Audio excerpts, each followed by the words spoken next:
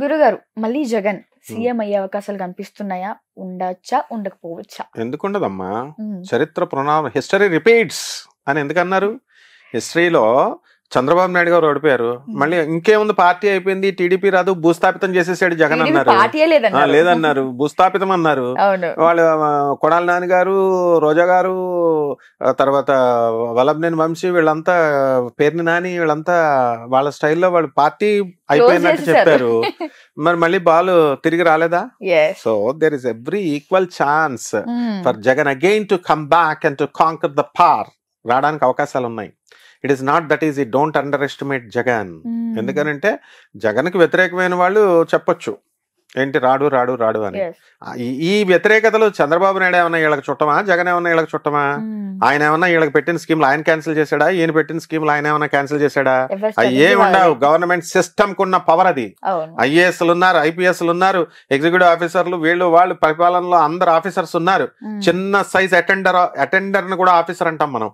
Attender officer స్థాయి నుంచి ఒక ఐపీఎస్ ఆఫీసర్ వరకు, ఐఏఎస్ ఆఫీసర్ వరకు ప్రభుత్వ వ్యవస్థని పరిరక్షించుకుంటూ కాపాడుకుంటూ వస్తున్నారు. వీళ్ళంతా చేతకానోళ్ళ. ఈ సీఎంలు మాత్రమే చేస్తారా? వెళ్ళి సీఎంలు మినిస్టర్లు మాత్రమే ఏం చేయరు.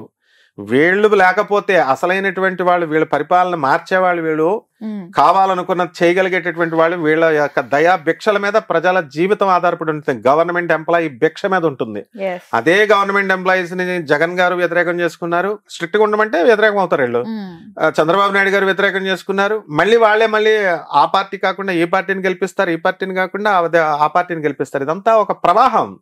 కాబట్టి కరుడుగట్టినటువంటి తీవ్రవాదం లాగా, కరుడుగట్టినటువంటి అభిమానులు, మేము రెడ్లం, మేము చౌదరీస్, ఇవన్నీ నడవవు. ఎందుకనంటే అందరూ ఓట్లేస్తేనే వస్తాయి. అలా చిత్రీకరించారు.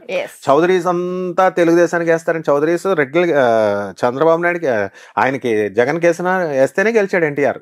అలాగే ఆ రెడ్డిస్ వచ్చి చంద్రబాబు నాయుడుకి వేసిన వాళ్ళు ఉన్నారు. సో ఈ కుల వ్యవస్థ, మత వ్యవస్థ, ఇది ఏ పొలిటీషియన్ ఎక్సెప్షనల్ కాదు.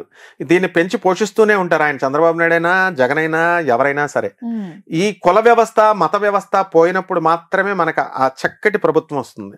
ఇప్పుడు జేడి లక్ష్మీనారాయణ గారు చెప్తున్నారు, జయప్రకాష్ నారాయణ చెప్తున్నారు, ఆయన ఒక ఐఏఎస్, ఒక ఐపీఎస్. మరి వాళ్ళు ఎందుకు గెలవట్లేదు?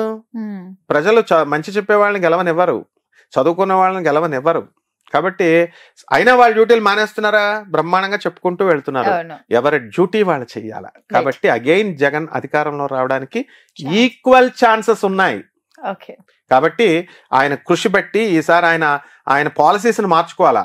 అహంకారి అంటున్నారు, మార్చుకోవాలి. మరి జనాలు పనున్నా లేకపోయినా చంద్రబాబు నాయుడు అయితే ఇమీడియట్ అపాయింట్మెంట్ ఇస్తాడు, జగన్ పనున్నా పని లేకపోయినా 2 hours వెయిట్ చేపిస్తాడు అంటున్నారు. మార్చుకోవాలా? రోడ్లు వేయట్లేదు అంటున్నారు. ఈసారి రోడ్లు వేయాలా? జనాలకు డబ్బులు ఇవ్వకూడదు అసలు. ఈ వెల్ఫేర్ యాక్టివిటీస్ అన్ని ఇప్పుడు చంద్రబాబు నాయుడు గారు ఏమైనా అమాయకుడు అనుకుంటున్నావా? ఇవన్నీ చేసేస్తారండి, సంక్షేమ పథకాలు చేసేస్తారండి అంటే డబ్బు ఎక్కడిది? డబ్బు ఎక్కడి నుంచి వస్తుంది? ఏదో కొద్దిగా ఆయన కూడా వ్యతిరేకం చేసుకోకూడదు కాబట్టి చేసుకోవాలంటారు. అసలు ఏ ముఖ్యమంత్రి అయినా, ఏ ప్రధానమంత్రి అయినా వెల్ఫేర్ స్కీమ్స్ తీసి పడేద్దామని చూస్తున్నారా? చేయరు. చేసిన రోజున బాగుపడుతుంది. యుఎస్ లో, లండన్ లో అక్కడ ఉన్నట్టు. ఫారిన్ కంట్రీస్ లో ఈ వెల్ఫేర్ స్కీమ్స్ ఉంటేనేనా? అంటే డబ్బులు ఇస్తున్నారు, నాయకుడు డబ్బులు ఇస్తున్నాడు, 2000, 5000, 3000, దానికి ప్రజలు ఓట్లు వేస్తున్నారు. 10% ఆఫ్ ద పీపుల్ నిజాయితీ చేసే వాళ్ళని వదిలేసాయి. వాళ్ళు వ్యాపారం లాగా పెట్టుబడులు పెడుతున్నారు, వీళ్ళు డబ్బులు తీసుకుంటున్నారు, వేస్తున్నారు. వీళ్ళకి ఎక్కడ అధికారం ఉంది? వాళ్ళు సీఎం అవ్వాలా, వీళ్ళ మినిస్టర్స్ అవ్వాలని లేనే లేదు. ప్రజలకు అడిగే అధికారము లేదు. అలాగే ప్రజలు నిర్లక్ష్యం చేసిన రోజున దింపేస్తారు. ప్రజలే పాలకులు అని చూపించారు. 2 ఎలక్షన్ల తెలంగాణలో కూడా చూపించారు, ఇక్కడ ఏపీలో. కాబట్టి నాయకులు ఏమనుకోవాలంటే వీఆర్ స్లేవ్స్ అనే భావంతో వర్క్ చేయాలి. అంతేగాని మా తాతలు సంపాదించిన ఎస్టేట్ ఇది ఆంధ్రప్రదేశ్, మా తాతలు సంపాదించిన ఎస్టేట్ ఇది తెలంగాణ అనుకున్న రోజున ప్రభుత్వాలు కూలిపోతాయి, ప్రజలు పాలకులు అవుతారు. కాబట్టి ఎప్పుడు ప్రజలదే ఫైనల్ నిర్ణయం.